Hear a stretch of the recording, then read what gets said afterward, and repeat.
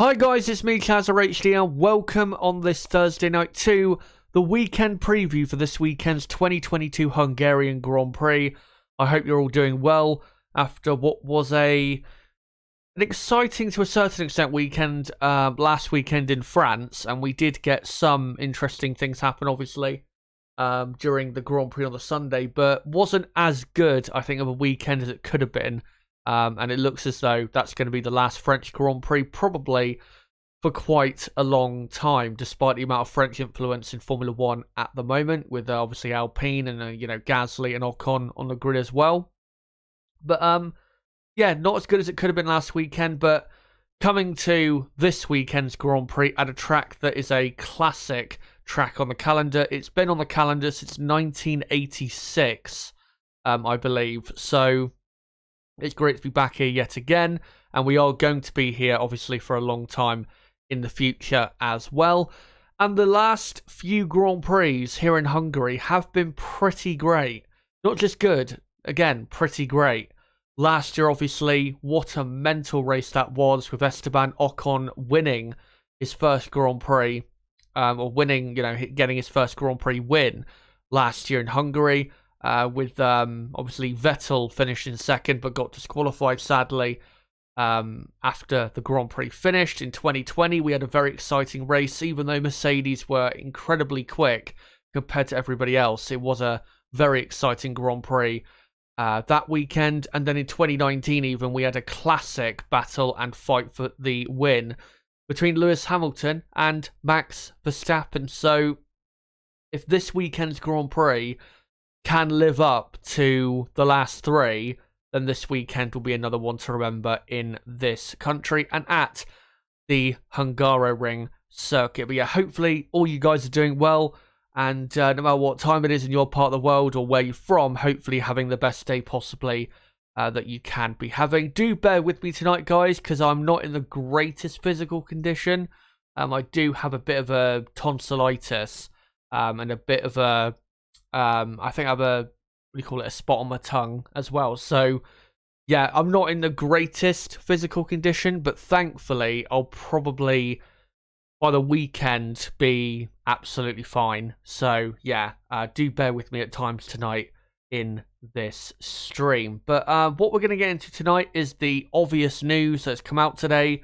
We'll get into that in a moment. And then we'll get into the teams and how I think they'll do this weekend, and also kind of look at how they're coming into this weekend from the French Grand Prix last weekend. We'll get into some stats regarding how certain teams have done here in the past and what they're looking for this weekend. Obviously the championship standings, and we'll get into some track analysis as well throughout the evening. And yeah, make sure to join me tonight for this weekend preview.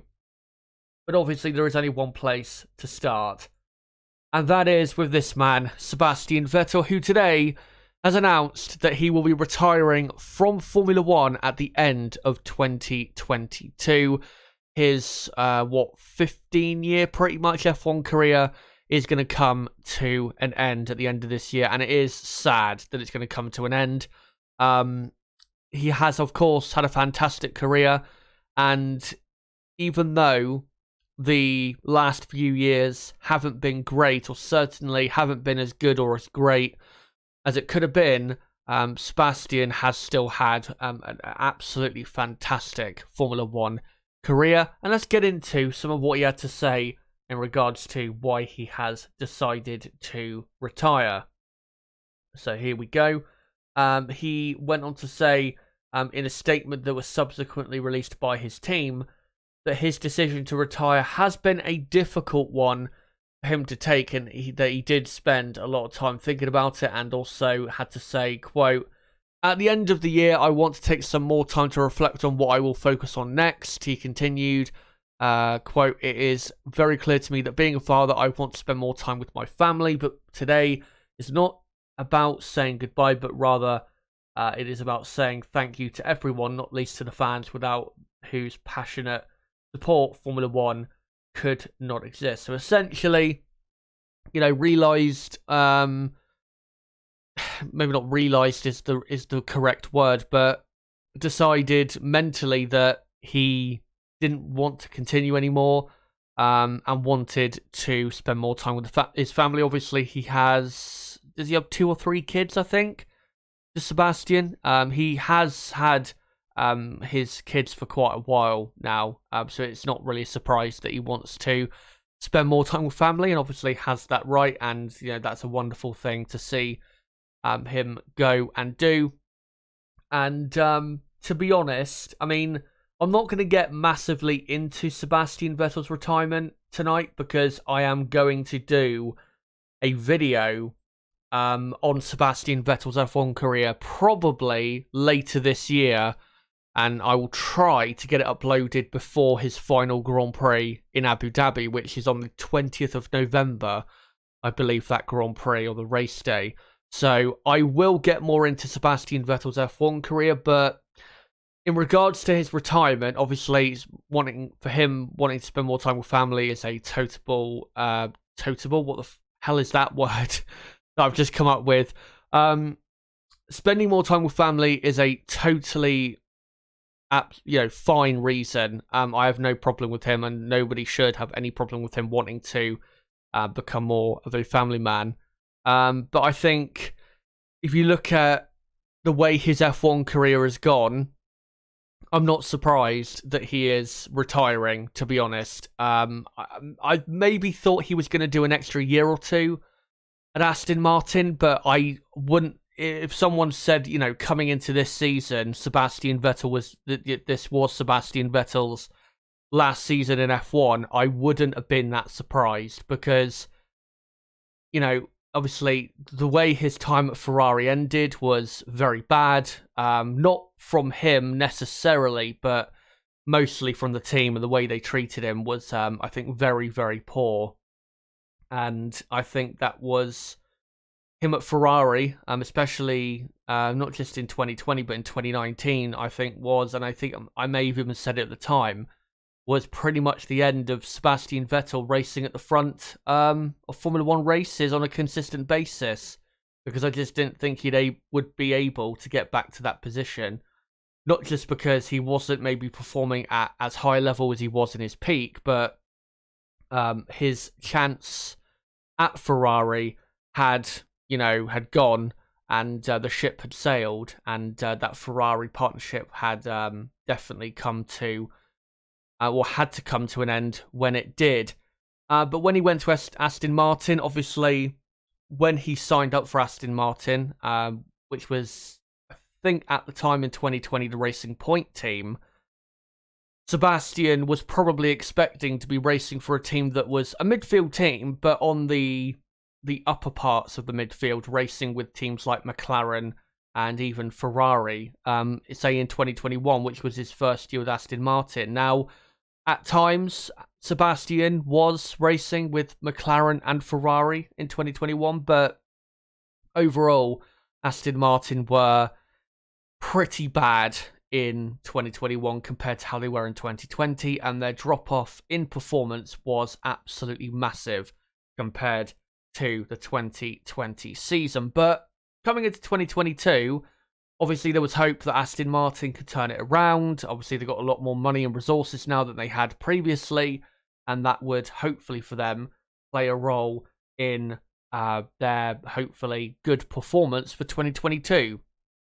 But once we got to this season, it was pretty clear to see that Aston Martin had a terrible car. Now, the car has improved this season, and Sebastian had some very good results earlier in the season, at Imola, even in Baku, where he finished in 6th place. But this Aston Martin car is terrible, and I think because of how bad the Aston Martin car was, and I think he knew right away how bad the car was at the start of the season, I think that pretty much sealed mentally his fate as to what he was going to do in regards to his F1 career. Because the thing with Aston Martin is they should improve. They should not be performing as poorly as they are, down in 9th in the championship when they should be probably 6th at worst.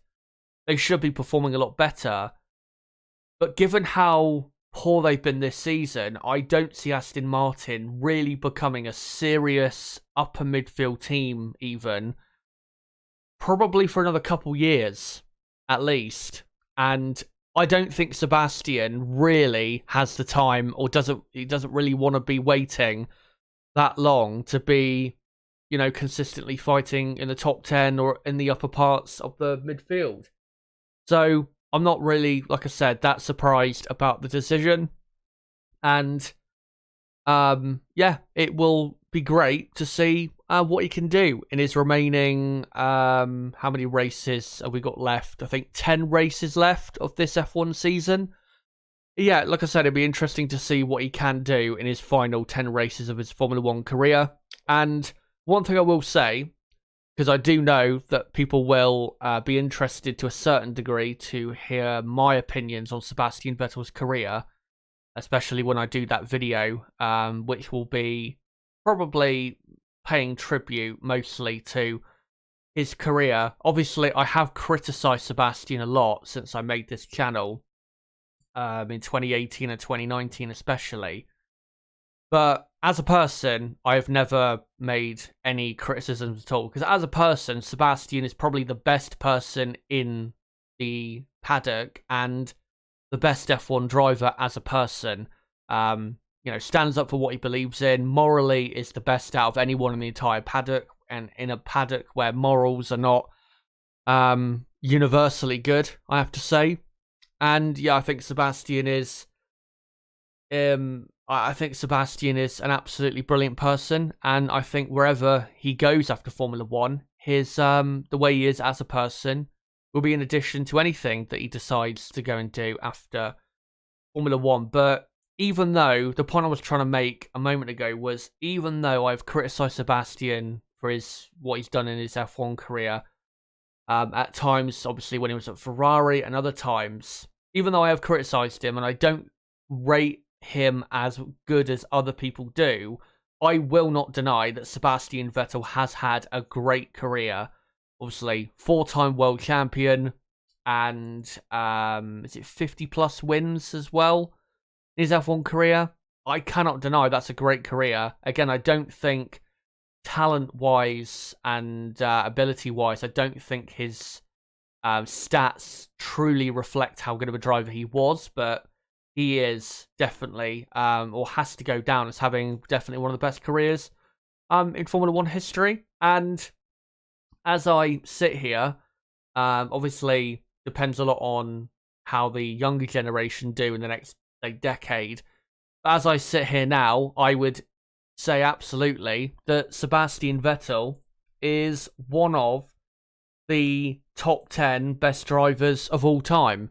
Would I say he's an all-time great driver? Probably not, but definitely for this era we've seen in the last 20 years of Formula 1, he has been a great driver. So, yeah, happy retirement, hopefully Sebastian has, and hopefully has a good final, like I said, 10 races or so of his F1 career, and gets, say, 2 or 3 results remaining in his career that illustrate still just how good he is. But let's move on from that. And like I said, I will do a video about Sebastian Vettel and his F1 career before the season ends. I'm going to try and make it during the second half of the season, and then try and get it uploaded for let's say a few days before the Abu Dhabi Grand Prix. So yeah, that's what I'm going to try and do in regards to that. But yeah, that is the news, the big news, and the real only news that we've had today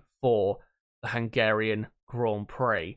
But I think now we'll get into the teams and how I think they'll do this weekend in Hungary. But first, let's get into the championship standings going into this Hungarian Grand Prix. So Max Verstappen, after winning the French Grand Prix and after Charles Leclerc crashed out and finished, well, didn't finish at all, obviously.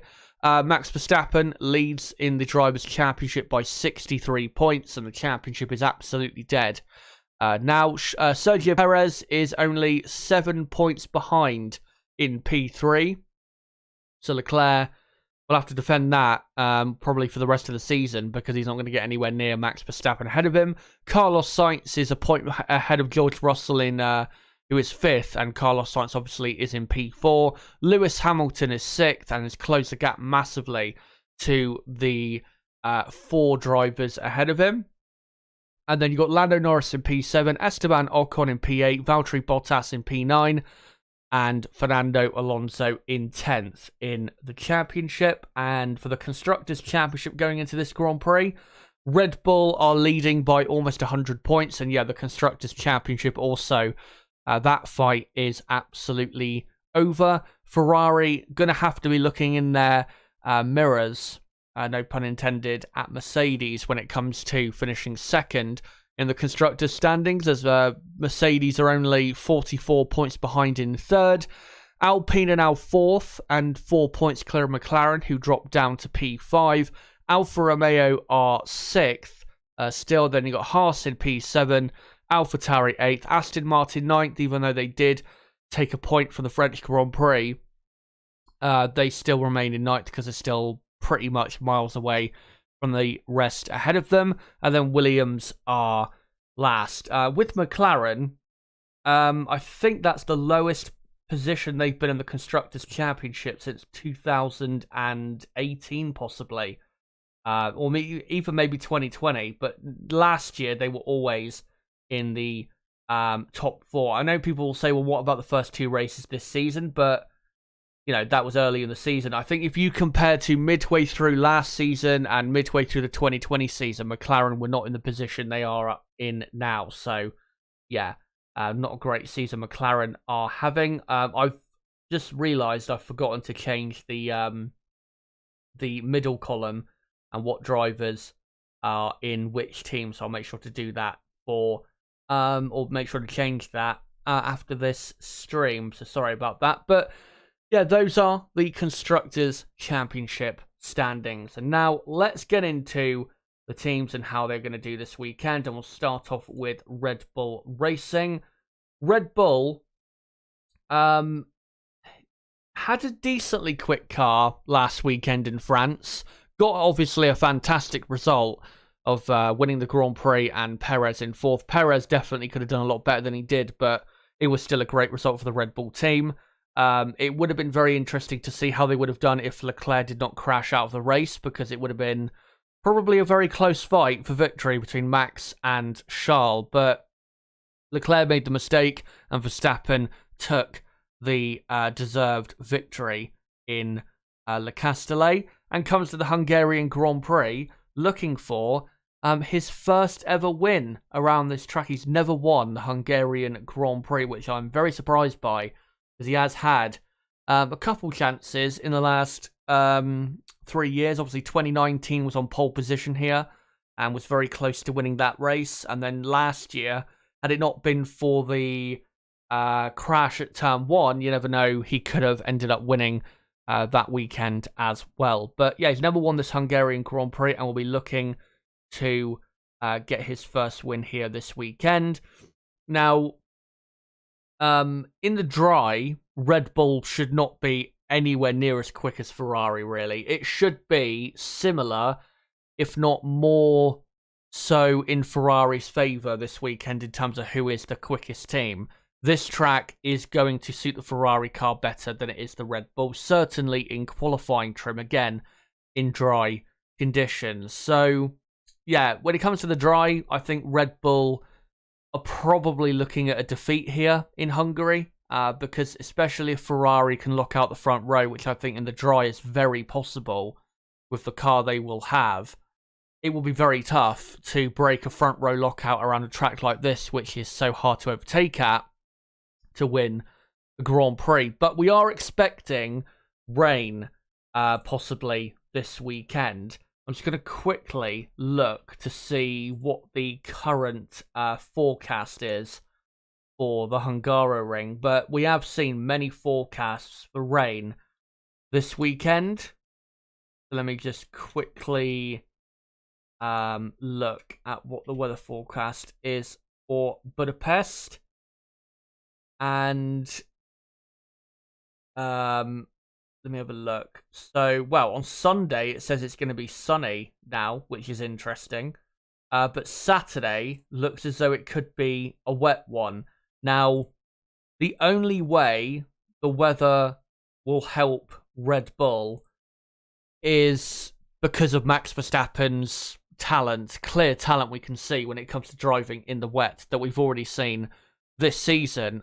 In the two, I think, wet qualifying sessions we've had this season, Max Verstappen has been easily on pole position. So if it does rain in qualifying, then that definitely plays into Verstappen and Red Bull's hands. But if it is a dry weekend, and I am going to do my predictions for the weekend, guys, based on if it is dry, which I think it will probably still be mostly for the weekend, then I think Red Bull will end up second best this weekend, unless Ferrari go to even an even higher peak for what they can accomplish in terms of how to throw away a race win. Unless Ferrari can reach new heights when it comes to that, then I think Max Verstappen will not win the Grand Prix this weekend. But in the race, I think they'll probably have some good race pace, but the reason I don't think they'll win is because I think Ferrari will lock out the front row, and that will block Red Bull's attempt to really do anything strategically or on track to beat Ferrari to the victory. So, yeah, I just don't think. Oh yeah, I forgot. Thank you, Josiah, for reminding me. Yeah, Sainz got pole at Silverstone. Thank you for reminding me of that. But yeah, in most of the wet qualifying sessions this season, Max Verstappen has been incredibly great. But yeah, in dry conditions, I just don't think Red Bull will have the pace. The Ferrari car will be very well suited to a track like this, very twisty, lots of important corners, and especially the final sector where it slows down a lot compared to the middle sector. Ferrari will be very fast through there. So Red Bull have just got to do the best they can and then hope that Ferrari do what they normally do, which is self-destruct, which we know is always around the corner with the team from Maranello. But let's get into some stats regarding the Red Bull team. So Max Verstappen, like I said, has never won the Hungarian Grand Prix in his F1 career. He does have, though, 2 podium finishes in Hungary since 2019, both in 2019 and 2020. The 2021 was very impressive because obviously he crashed on his way to the grid and somehow his mechanics got the car fixed before the start of the Grand Prix. So, yeah, that was a memorable Grand Prix for him. Red Bull's last win in Hungary was in 2014 with Daniel Ricciardo. It's not been a very successful track for Red Bull, not just since then, but since they became really a front-running team in 2009. They've had plenty of chances here to win, but have just never really got it all right and really executed well at this Grand Prix. They were on pole here in 2011 and they didn't win in the wet. They were, I think, on the front row in 2013 and ended up not winning, which that season, obviously, it was rare that they didn't win a Grand Prix. Obviously, 2019, when they were on pole position. 2021 last year, even though Mercedes locked out the front row, Red Bull, and obviously Max Verstappen was affected a lot by the crash that happened at Turn 1 in regards to his pace, and he had a lot of damage to his car. But Red Bull was just not that quick that weekend, which was a bit of a surprise. So yeah, it's not been the greatest Grand Prix for them. So don't expect Red Bull to be, dominating the weekend or performing at a very, very high level, because it's never really gone that well for them in Budapest. Anyway, let's go on to the Ferrari team. And obviously, in France, it was an absolute disaster. Charles Leclerc was leading the French Grand Prix. Maybe he wouldn't have won the French Grand Prix, but he was leading it, and he crashed out with a very silly mistake at turn 11, going into the Beausset corner at Paul Ricard, and crashed out of the Grand Prix. And because of the mistake he made, to be honest, he deserved what he got, because it was a very silly mistake to make at a very crucial part of the Grand Prix, and obviously he has been very distraught since.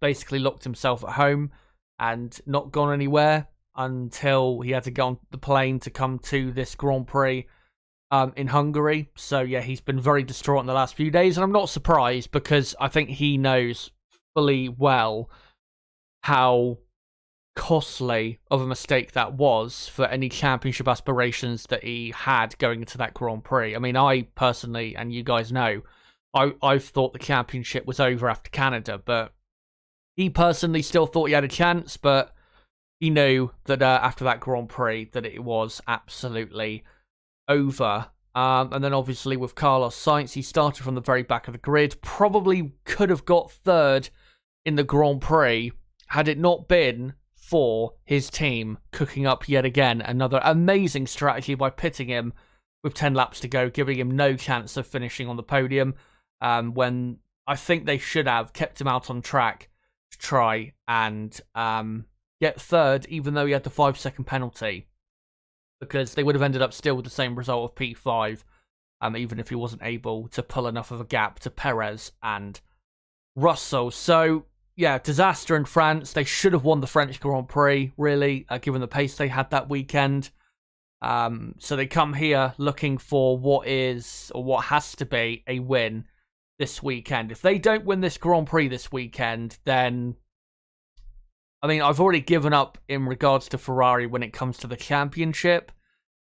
But in regards to the rest of the season, in terms of winning races, I pretty much give up with this team. I'm not saying they're not going to win another race for the rest of the season if they don't win this weekend, but if they cannot win at a track like this that is perfectly suited for their car, not just to get pole position, but to lock out the front row, which would make it a not a comfortable race for them, but would make it very hard for Red Bull, really, to win the Grand Prix.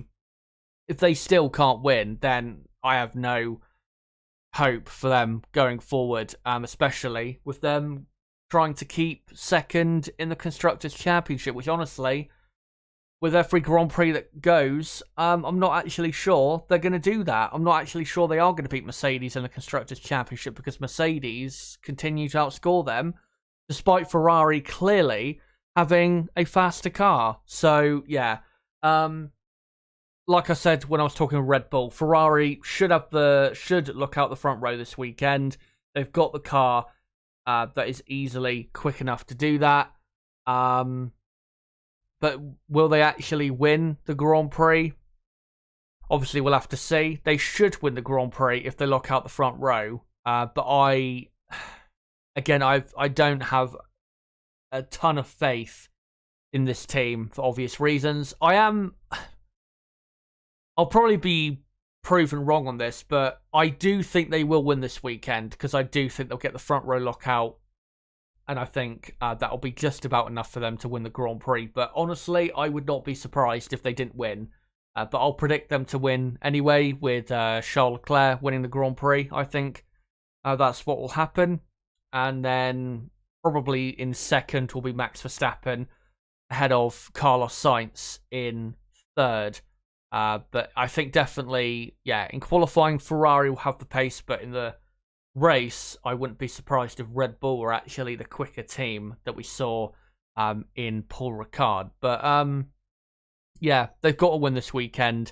Not for the championship, but really for team morale, because if they don't win this weekend and yet again make a massive mistake that gives Red Bull another win, then it is just going to crush even further the morale and energy at this team. And even though I don't see this team, winning the championship next year, or winning the championship period for the next few years, if they are going to win the championship next year, what they cannot do is come into next season, after this season, with very low morale based on how they performed in the races in 2022. So even though the championship is gone, they need to try and end the season well in this second half of the season as best as they can for next season. Because if they get, like I said, if they go into next season with low morale, the next season they'll probably perform even worse than they have this season, where this season they've had the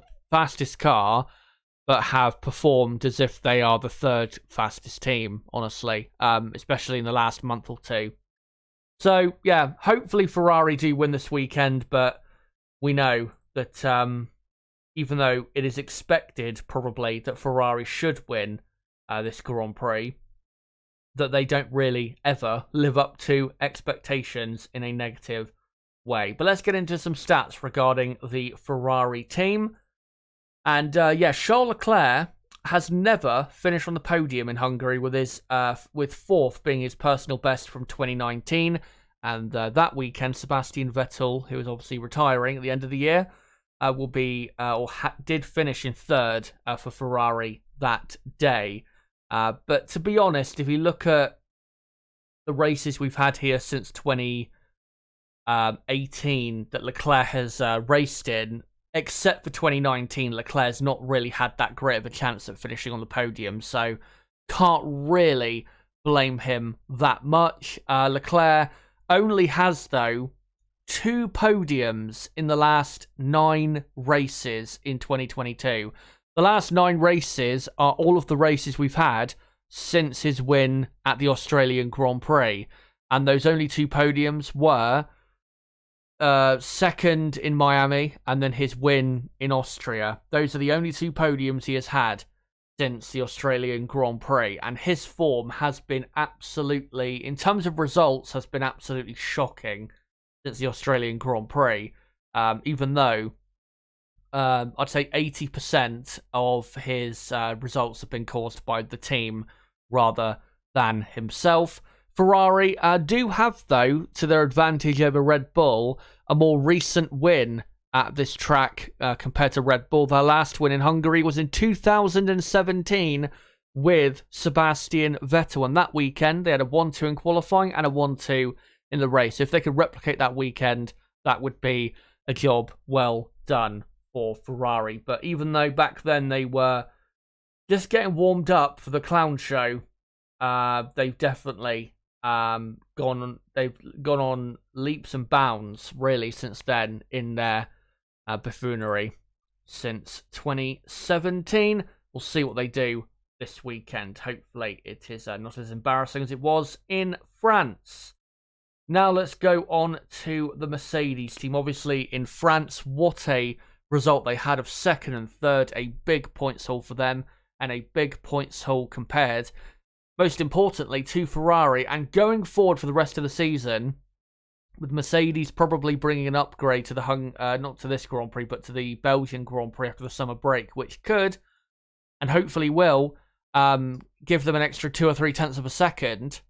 Mercedes, I think at this point, should be aiming to finish second in the championship.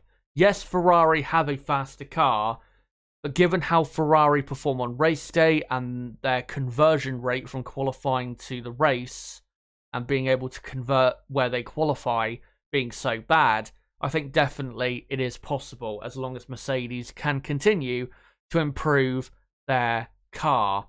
And for this weekend, Mercedes should have, even though their race performance was very good, we know their qualifying performance was, left a lot to be desired, put it that way.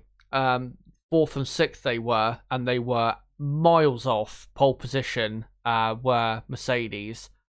This weekend's Grand Prix, because of the track layout, it should be better for them, because the track is a lot faster and a lot more high speed, which is what really suits the Mercedes car. And also, this track is not as bumpy as Paul Ricard is. Paul Ricard is a mostly smooth track, but in a couple corners here or there, it is a bit bumpy for them. And we know on bumpier circuits that Mercedes don't tend to have as much grip as they do on smoother racetracks. We saw at Silverstone, for example, where obviously that track's been resurfaced in the last few years, how well they were doing there. But for this weekend, they should be closer to the front of the pack. Again, the track layout suits their car better with the faster corners. It's a smoother racetrack. And thirdly, the layout obviously is shorter than Paul Ricard, meaning that they should be on lap time closer, and everybody should, to the very front of the field than they would be if the track layout was a bit longer. So Mercedes in qualifying trim, if it is dry this weekend, should be 5th and 6th on the grid, maybe 4th and 6th. Maybe they can get ahead of one of the Red Bulls. That would be certainly a good job by them if they could do that.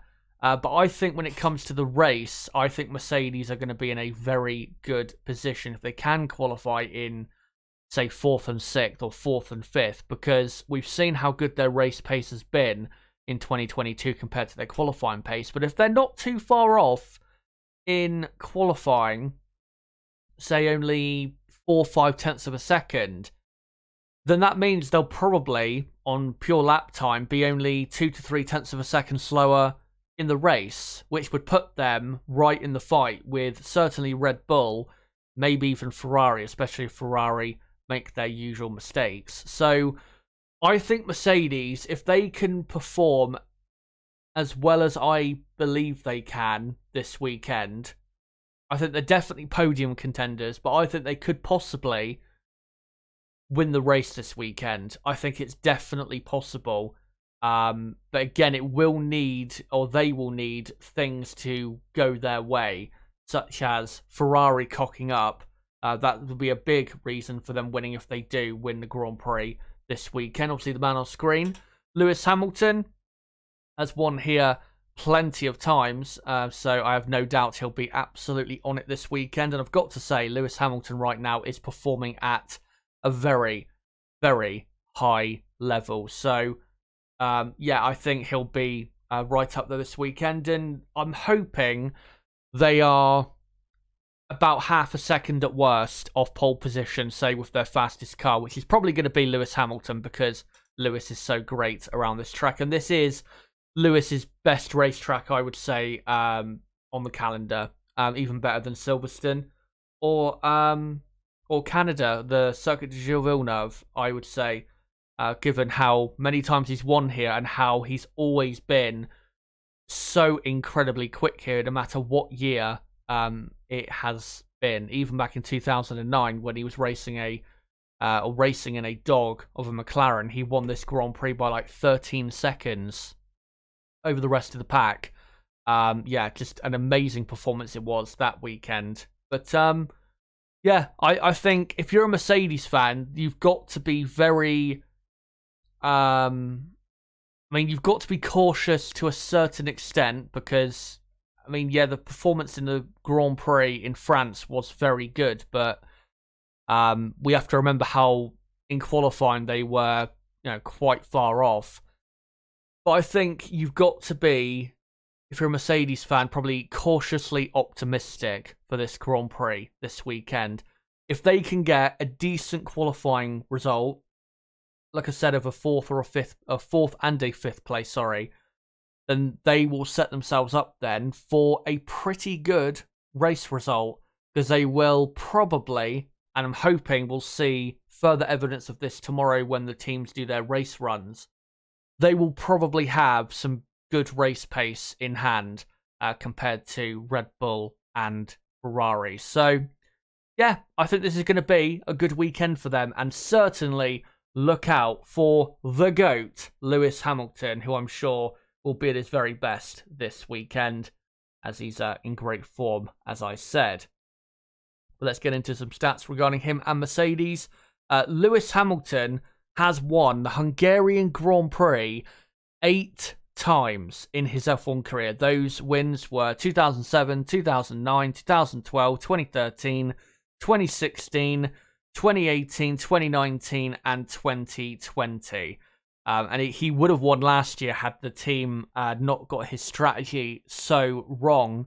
And obviously had that infamous moment where he was restarting the race on his own on the grid when everyone had pitted for dry tyres.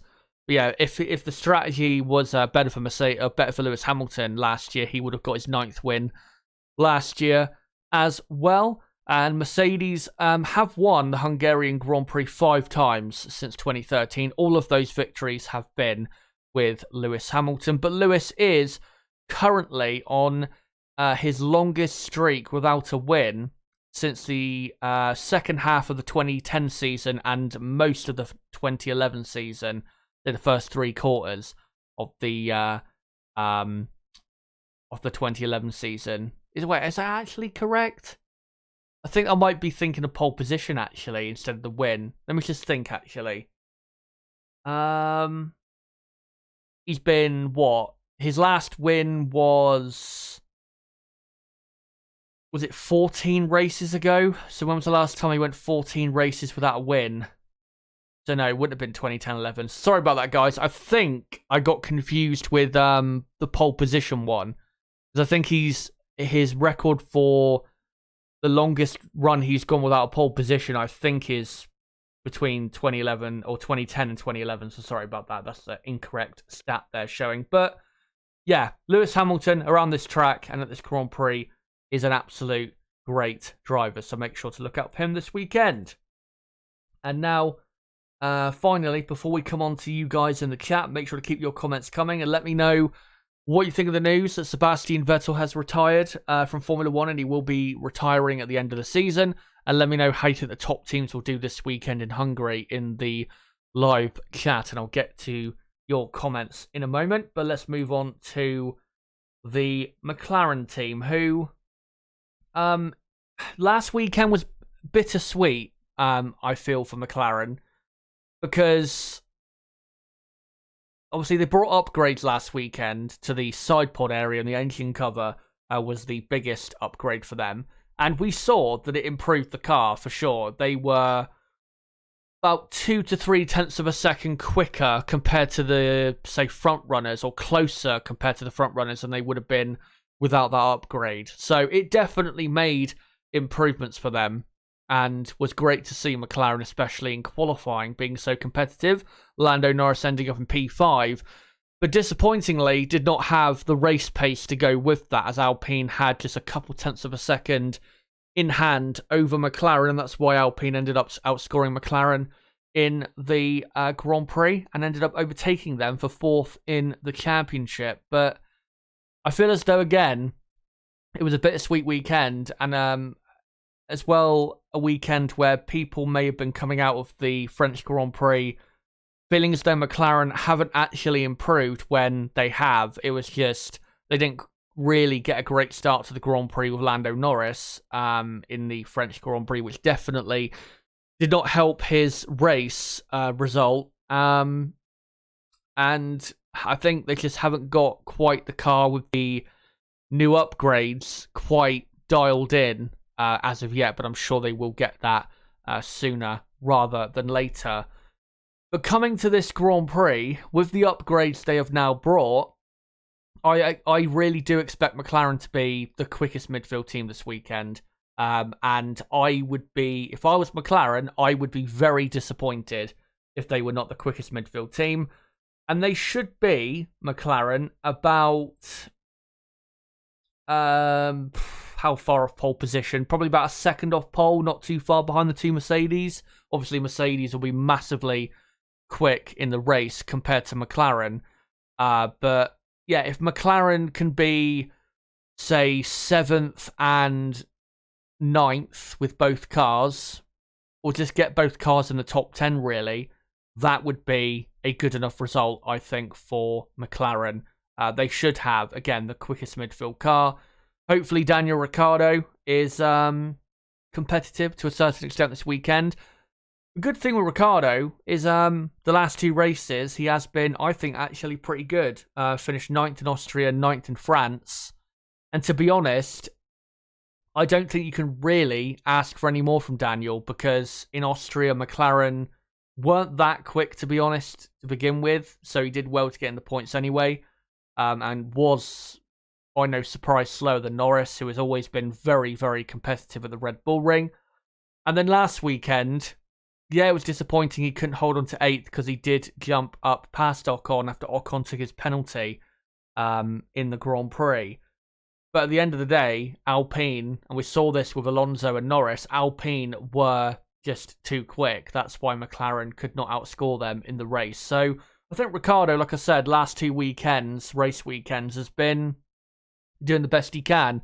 And as long as he does that this weekend, finishing in, say, 9th in qualifying and replicating that, if not a tad better in the race, then that would be good enough, I think, for the team. But given this track layout and how it will probably suit the McLaren team more so than the Alpine team, McLaren have got to bounce back this weekend and outscore Alpine and get, I would say back to the point where they were going into the French Grand Prix, which was about level with Alpine in the championship. So that, going into the second half of the season, they can set themselves up in a confident mood for trying to beat Alpine to that very important 4th place in the championship. But yeah, my expectation is that McLaren will be the 4th quickest team. Let me know, guys, in the chat whether you do agree with that, and I'll come to you guys right now, or not right now, but in just a moment, because I just want to say, if anyone new is watching and is new to the channel, don't forget to subscribe for more content like this, because obviously this weekend we'll have plenty of content on the channel covering the Hungarian Grand Prix. Tomorrow I'll be live at the same time, 6 PM UK time, about an hour after practice 2 finishes, to do my qualifying preview for the Hungarian Grand Prix weekend, where we'll go through all the data from practice 2, look at what the teams did, and also get into some stats regarding how certain teams and drivers have done in qualifying here in the past. So make sure to join me for that tomorrow. And on Saturday, I will be live from 12 PM UK time, or no, from 11:45 AM UK time, all the way through till 4:30 PM UK time. And then on Sunday, I'll be live from 12 PM UK time till about 5 PM UK time for race day. And obviously, I'll be live on Saturday for qualifying day. On Saturday, I'll be live from 11:45 AM till 1 PM. But practice 3, then 1 PM till 3 PM will be building up to qualifying, then 3 till 4 PM UK time is the session itself, and then for about half an hour after, I'll react with you guys to what happened in the session. And then at 12 PM UK time on Sunday, I will do until 1:30 PM a race preview. Then from 1:30 PM till 4 PM will be the race watch-along, because obviously the race starts at 2 PM UK time. And then for about an hour after the race finishes, I'll react with you guys to what happened in the Hungarian Grand Prix. So make sure, if you are new to the channel, to subscribe for that content coming up this weekend. Bottom right of the screen, you can do it right there. And for everyone watching, don't forget to smash the like button and share this video and channel everywhere you can. And as well, I do have some sad news to bring you, which is my co-commentator Niblo sadly will not be joining me this weekend for the race watch-along. And the reason that is because he has COVID. He doesn't have it bad, but he does have the typical symptoms. So, yeah, hopefully he gets fully recovered by next week. That would be great. And, yeah, hopefully he can just cope as best as possible with obviously COVID, which is such a rampant illness in our society after the last 2 years. And I'm hoping that he'll be able to join me for the Belgian Grand Prix at the end of August. Obviously, when the summer break finishes, there's a triple header in Belgium, Holland, and then Italy. So I hope that he can join me for those races coming up later in the season. But yeah, he should be around, I think, for that. But sadly, won't be around this weekend. Anyway, let's get into your comments in the chat, and make sure to keep them coming in the live channel. Make sure to read them out. Hello to everyone, by the way. Great to see you all. Nello Angelo says, grabbing a beer and listening to Chaz after signing off work. Is it Friday yet? I think everybody here wishes it was. Goodbye, Seb, and thanks for the races, the wins, and the spins. Indeed. We can't forget that. Silverback says, hey fam, hope all is well. Thank God Seb is going to retire. She retired 2 years ago. or 2 years after leaving Red Bull. Well, I completely disagree with that, but that's your opinion. Dylan Forrester asks, how do you think the Haas upgrades will fare? I will get into that later on in the stream, but given what the upgrades have been described as, Haas should... I say should, it's hard to say because I don't know how much of an effect they will have on that Haas car with the Haas, chassis, but it should put them as the quickest team after the top 5 on the grid. But we'll see what they'll do. It has been described that the Haas upgrades are basically like going to make them look like a white Ferrari. So we'll see what they do with that. Triban says, why did he not consider a sabbatical? Because I don't think a sabbatical would work for him. Because even if he takes a sabbatical, say if he did that for 2 years and he decided to come back for 2025, where would he go? Because the top 4 teams are not going to have him because they've already got their drivers that they want. He would just come back and race in a midfield team again, which is obviously what he doesn't want. Who do you think, asks G Walker, who do you think will take his seat? I think it will be, Sebastian has come out and said that he would prefer it to be Mick Schumacher obviously he was a part of the Haas team, and obviously he's a great friend, he's a great mentor to Mick. But what do you call it? I don't think Mick will leave Haas. There's 2 reasons. One, Mick is in very well with the Haas team, and I don't think he'll want to leave that outfit after getting very comfortable with them. But secondly, Mick is part of the Ferrari Driver Academy, and I don't think we'll want to give up that chance of having a Ferrari seat in 3-4 years' time, especially if Mick continues to improve, which he is doing. So I think it'd be the wrong decision for Mick to join Aston Martin, to be honest. But I think his replacement will be either Daniel Ricciardo or Oscar Piastri. Those are the 2 that I see as his replacement. And those are the only 2 really that should be considered as a replacement. Because I think, when you replace a driver, you've got to try and replace what the team will be missing with them gone as much as possible. Obviously, the 2 biggest things Sebastian has that he gives Aston Martin even right now is fantastic pace, but also great intelligence when it comes to just racing and motorsport in general, and also just the experience he has. And the only 2 drivers I can think that could be probably available for next season are going to be Daniel Ricciardo and Oscar Piastri, that could give them one of 2 of those things for 2023. And if Ricciardo was to go to Aston Martin, then I think that would automatically mean that Piastri would go to McLaren, which would be very exciting. And then, what do you call it? And then that probably mean that Logan Sargent, who is one of the Williams reserve drivers, would come into the Williams team for 2023. And obviously Logan is American, which is good, very good to see. Anyway, let's have a look for some more comments here. Josiah says, as long as it's not Hulkenberg, I don't mind who gets it. And then Triburn says, why not Hulkenberg? And Josiah says, because he doesn't deserve it. And it should be Piastri. Yeah, I agree. I really hope we don't see Hulkenberg. Again, as a person, Nico's fine, but Hulkenberg is what, 33, 34 years old, and he's had his chances. He's had many chances to make a successful F1 career for himself, and he failed.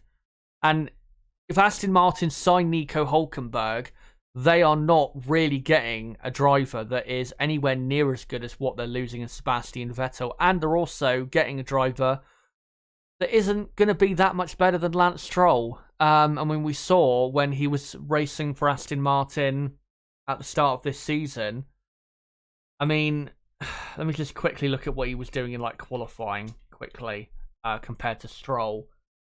But even if he was better, he wasn't that much better than Sebastian was.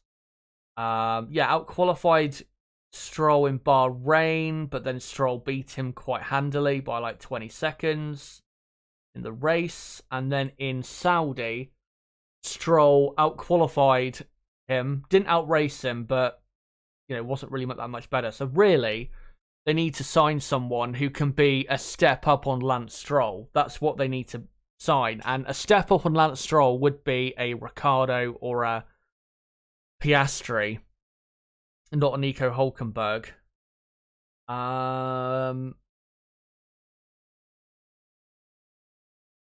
Richard Reed says, hi there, Chaz. We're looking for a Mercedes comeback after the summer break. They have to win and come in the podium each race to win both championships. Well, they're not going to win the championship this year.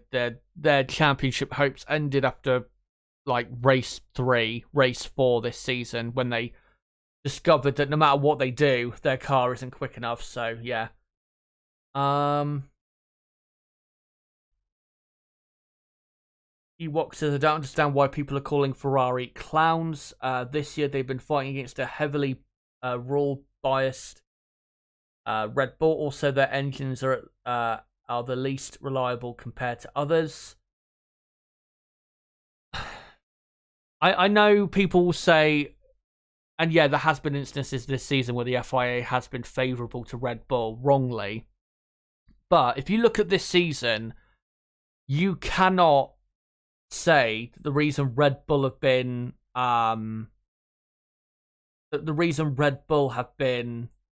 better than Ferrari and have been, or where they are in the championship standings right now is because that the FIA have helped them in some way. The reason Ferrari have lost this year's championship is all their own doing, whether it be driver mistakes, strategy mistakes, or engine blow-ups. It is always their fault. Rarely this season have Red Bull beaten Ferrari on merit. And the reason that is not because Red Bull are not good enough, it's because Red Bull have rarely had to beat Ferrari when Ferrari were at a level that was very hard to beat for Red Bull. The only races this season where Red Bull really had to be at their best to beat Ferrari, who were not making really any mistakes, were Saudi Arabia, Miami. That's it, really. Maybe Canada as well, you could say. But we've had 12 races this season. 3 of 12 is not great, is it?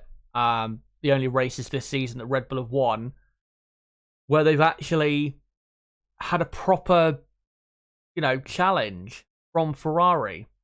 Or not challenge, but they've been properly tested by Ferrari, because Ferrari have not been making it easy for them. I think it's very poor. Josiah says, I'm tired of Ferrari this season. Why do we think they were actually in a title race? Well, because they were so far clear after 3 races, and then they destroyed all hope from then on in. Triban says, hey Chazza, any new info on upgrades being brought to Hungary? The only one we know about is the Haas one, which I'll try and show a picture of that later on. Ewok says, so who will be taking over Vettel's seat? Like I said, I think it'll be Ricciardo or Piastri.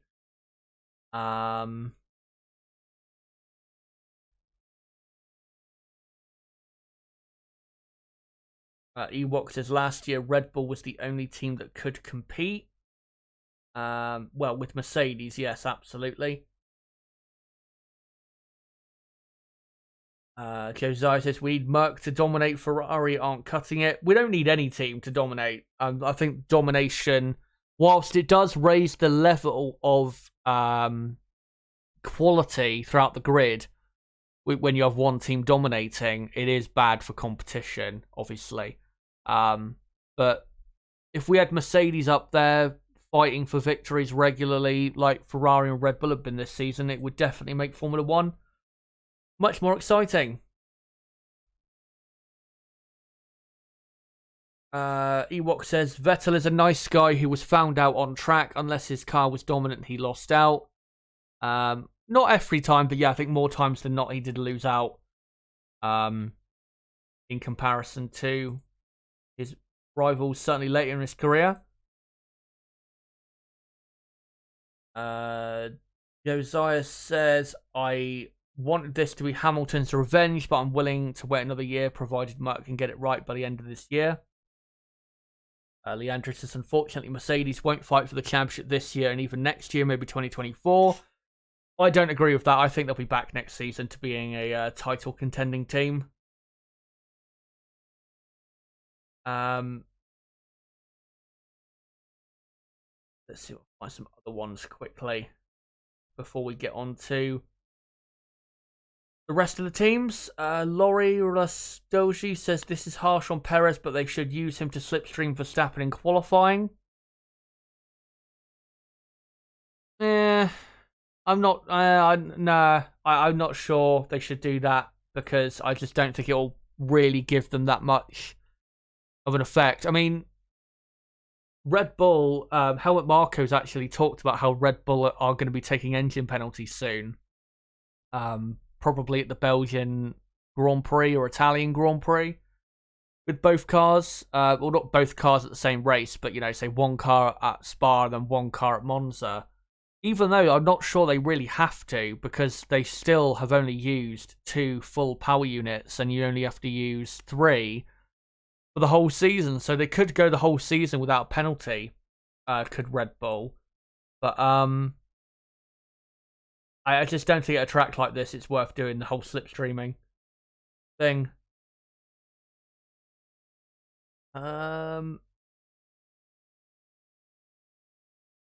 Let's see if there's any other comments I can find. Prank says next year is Lewis's best and last chance to win the 8th. Yeah, I would agree with that. I mean, I've already made my prediction in a video with that I did on Max Verstappen and Red Bull about a month ago, talking about how I think they're going to probably dominate Formula One for the next few years. And I said that I think Lewis and Mercedes will be back to title contention next season. And I think Lewis will win the championship next season because I think this season, especially in the last 5 races, I think he's proved he is still at a all-time great level. Because the Mercedes car is still, you know, nowhere near really as good as the Ferrari or the Red Bull. And I think next season, if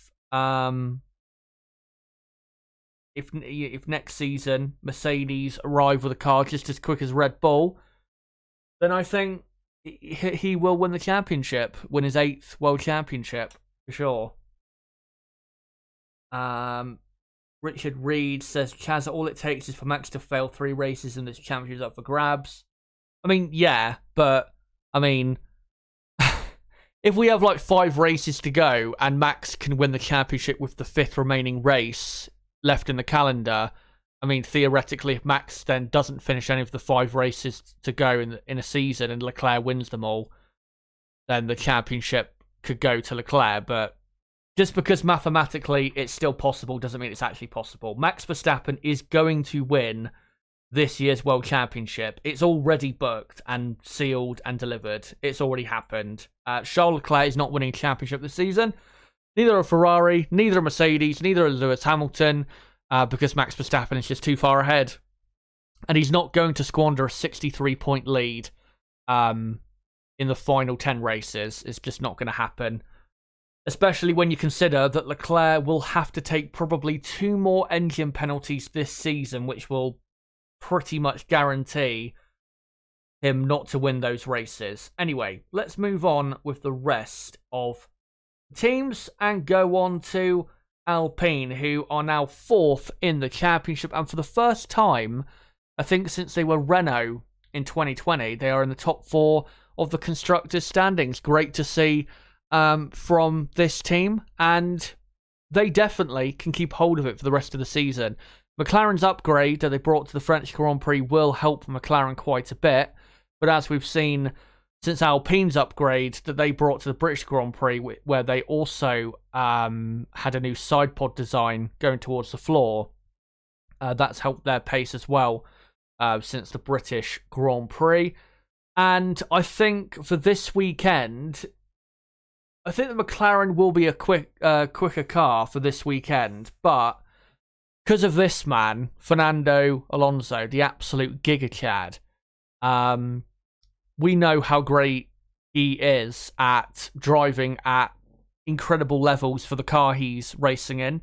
And he has always been very competitive here in Hungary.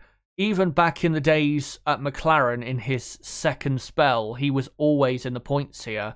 I think he was in 2015 5th, and then in 2016 he was 7th, and then 6th in 2017, and then 8th in 2018. Just shows you, and obviously 4th he was last year in the Hungarian Grand Prix. The point I'm trying to make is, it just shows you how no matter what car Fernando is in, he will always be really high up in the top 10 at this track. And obviously this is where Fernando won his first ever Grand Prix in 2003, 19 years ago, where he absolutely obliterated the rest of the field in the very sexy Renault car at the time. But Alonso will definitely be in the top 10, probably at worst in like 8th place in qualifying, and then in the race probably finishing again at worst 8th, maybe 7th, maybe even 6th if a couple of the top teams drop out for whatever reason or have any issues with pit stops or something like that. That could absolutely happen for Alonso, him getting another top 6 result. Obviously finishing the top 6 in France, finishing the top 6 or even the top 5 at Silverstone. Is having a great run of form as of late is Fernando, and he'll be absolutely in the top 8 this weekend. Esteban Ocon obviously won the Hungarian Grand Prix last year, and what was a mental race, a great drive he produced that day to keep his cool and win the Hungarian Grand Prix. And he will also be probably in the top 10. If he's not in the top 10, he'll be just outside, probably in 11th or 12th in qualifying. And then in the race, I expect he'll probably end up with a couple points for the Alpine team. But as long as McLaren don't score, if McLaren do outscore Alpine this weekend, as long as it's not too big of a gap, then that should be good enough for Alpine. Because at the tracks we've got coming up, at the tracks we've got coming up after the summer break, Alpine should be in a very good position compared to the McLaren team. Now going on to Alfa Romeo, very disappointing they were in Paul Ricard, where Valtteri Bottas had a very poor race, and the strategy also was very poor from the team. They really should have just done a better strategy for him, because I think he had decent pace, but his strategy really was very poor for that Grand Prix. And then obviously Zhou Guanyu had a pretty bad race in France, crashing into Mick Schumacher, and then he retired from the Grand Prix towards the end, causing a virtual safety car. And for this weekend, I don't expect Alfa Romeo will be that quick, really. I mean, they might have good race pace on Sunday, but I don't think it'll have that great of a qualifying position. So, I don't think Alfa Romeo are going to do that much this weekend. And now, their biggest worry has got to be the Haas team, because Alfa Romeo, I think, are not bringing in any more upgrades this season, whilst the Haas team obviously are bringing this massive upgrade to this weekend's Grand Prix. And even though it's Haas's last upgrade for the season, it is a massive upgrade that will put them quite a bit further up the field. So Alfa Romeo probably going to start worrying now in regards to, can they finish in the top 6 of the championship in 2022? We'll see if they can. But yeah, this weekend, I don't expect it to be a great weekend for them. Valtteri Bottas is decent around this track, but I don't really see him being that quick compared to, the McLarens, the Alpines. And if Haas do have a really fast car this weekend, then they will be probably, at worst, on the cusp of the top 10. And talking of Haas, let's now get into them. And where are they? There you go. And yeah, let's now get into their upgrade. Now, one thing I do need to say before I show the picture on screen of their upgrade, we haven't got full pictures yet because, because the upgrades haven't been fully revealed as of yet by Haas or other teams if they have other upgrades for this Grand Prix. But we do have a picture on Twitter showing the new Haas side pods. So let me just quickly show this on screen. So you can see here, this is the new Haas side pod, and it's a lot more like, it already kind of was more like the Ferrari side pod, but it's even more like the Ferrari side pod now than it was previously, and that's why this Haas car has been described as basically a white Ferrari. And also, you can also see, I think, a difference with the engine cover as well. But it does, with the side pod and engine cover, it does look very similar now to the Ferrari car. Obviously, there's always been accusations that this Haas car has been a Ferrari car in secret since 2018, so it's not really a surprise that those accusations are going to come up again.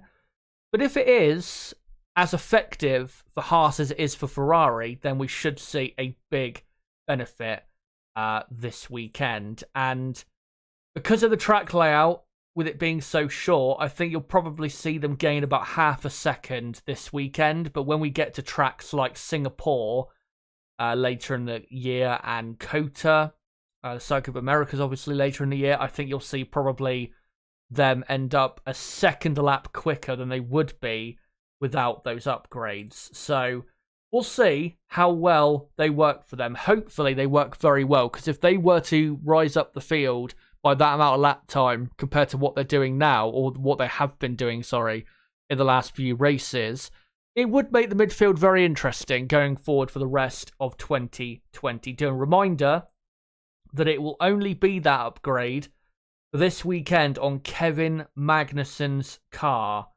They do make sure to look out for the difference between Magnussen and Schumacher's pace to see just how good the upgrade is.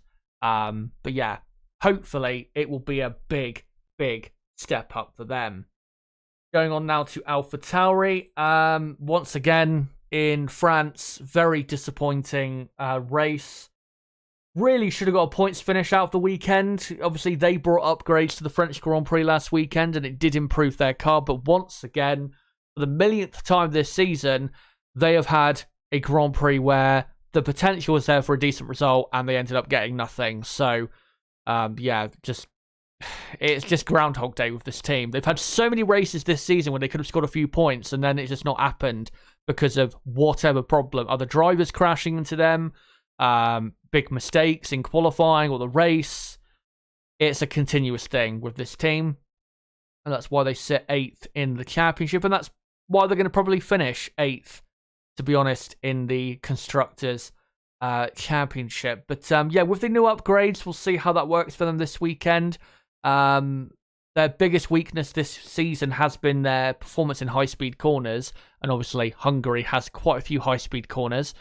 So you would think that'd affect them quite a bit, but if the upgrades do help a bit with that, then we might see AlphaTauri perform a bit better than they expected for this weekend. But let's get into some stats regarding AlphaTauri and Pierre Gasly, the Hungarian Grand Prix, because their record around here is actually pretty good.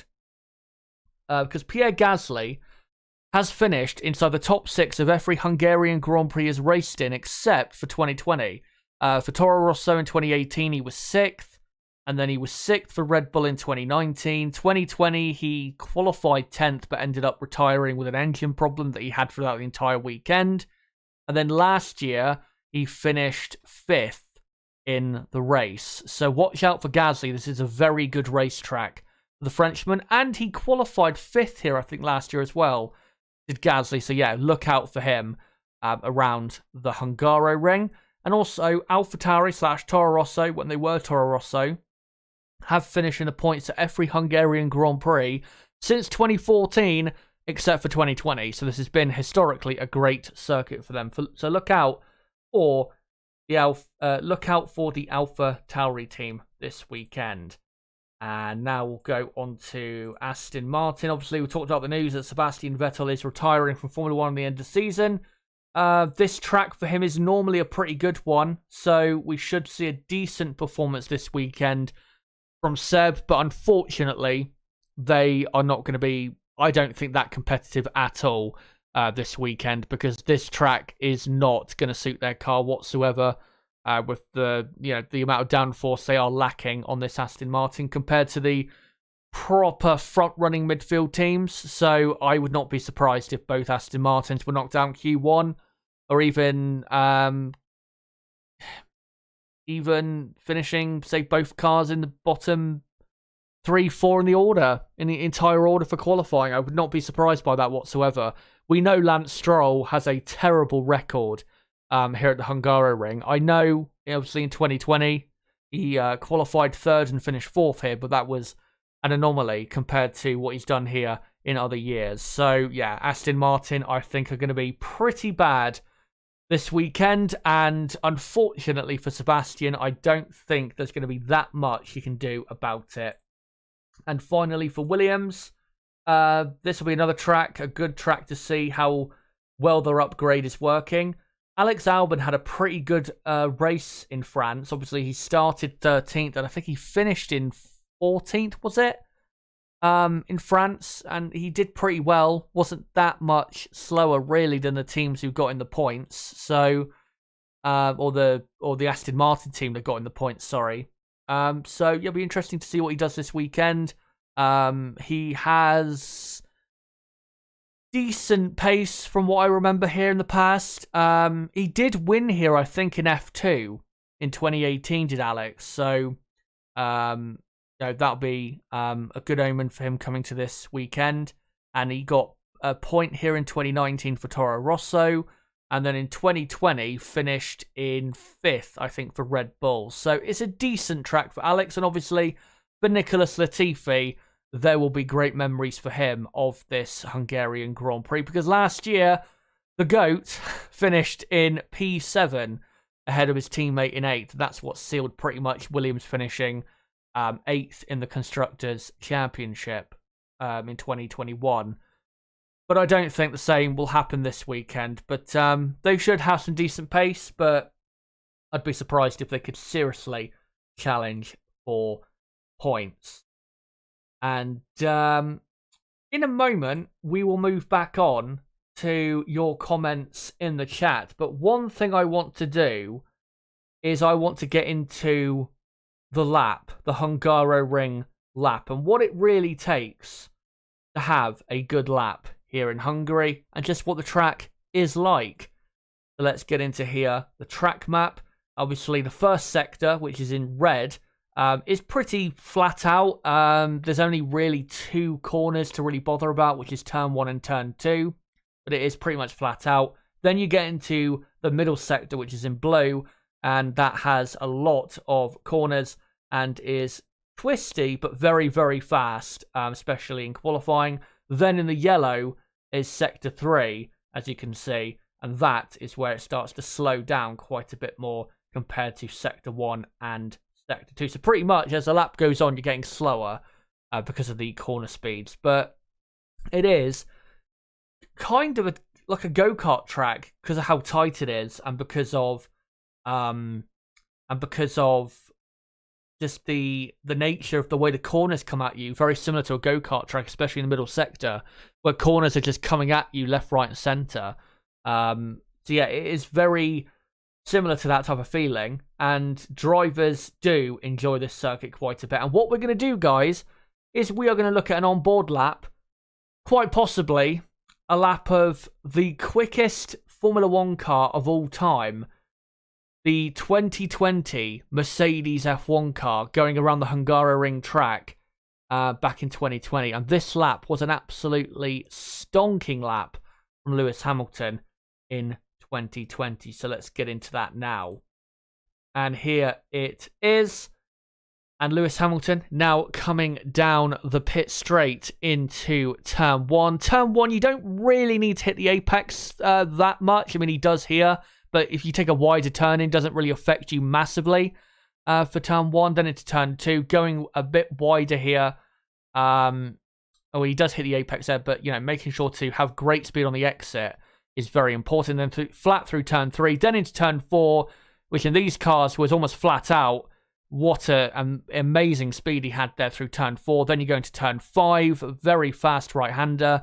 Then into this chicane, which is a medium speed chicane, but is pretty fast on the exit. Then you get into this left-hander here, then a right-hander that is very, very fast. The flat-out left here, and then you complete here with what is almost a flat-out right-hander there, the middle sector. And then you come into the final 3 corners, medium speed right-hand turn, then into this left-hand kind of hairpin that just seems to go on forever, especially in the race when you have a lot of fuel on board.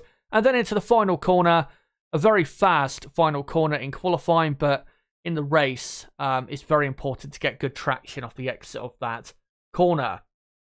And that is a lap around the Hungaroring circuit. But before I do anything else, let's come on to your comments in the chat quickly.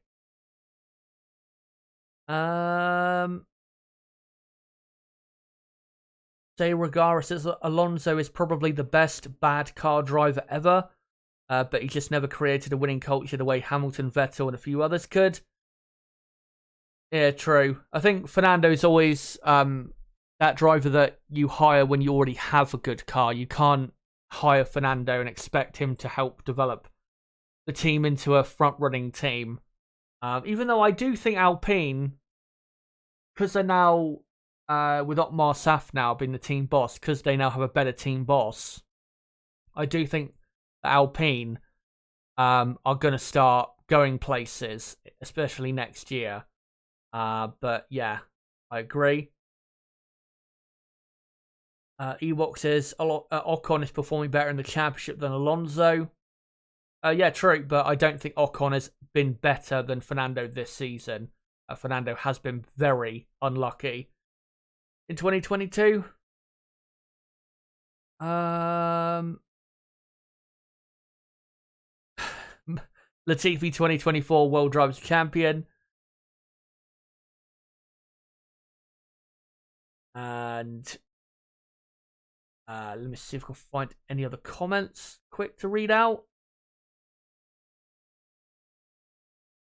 And Richard Reed says, well, it is still close if you ask me. That calculation is still good. I mean, yeah, mathematically, obviously, the championship is still possible to be won by anyone other than Max Verstappen, but that doesn't mean that realistically that is going to happen.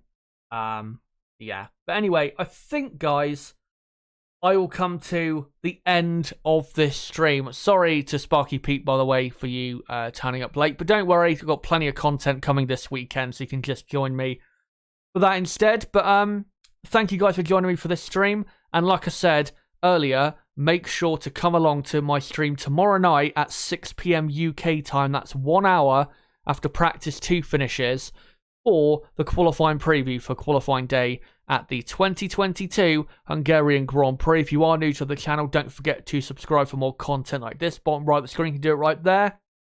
And as well, for everyone watching, don't forget to smash the like button and share this video and channel every way you can. And don't forget to follow me on Twitter at ChazHD5 and join our Discord server, link below in the description. And what else was I going to say? Also, in the description is a video I did a week ago, or a couple weeks ago actually, about Charles Leclerc and why he must leave Ferrari at the end of 2024. If you haven't seen it, make sure to check it out. Again, there is a link below to that video in the description, guys. But until my stream tomorrow night, guys, at 6 PM UK time, it has been me, Chazza HD. Goodbye.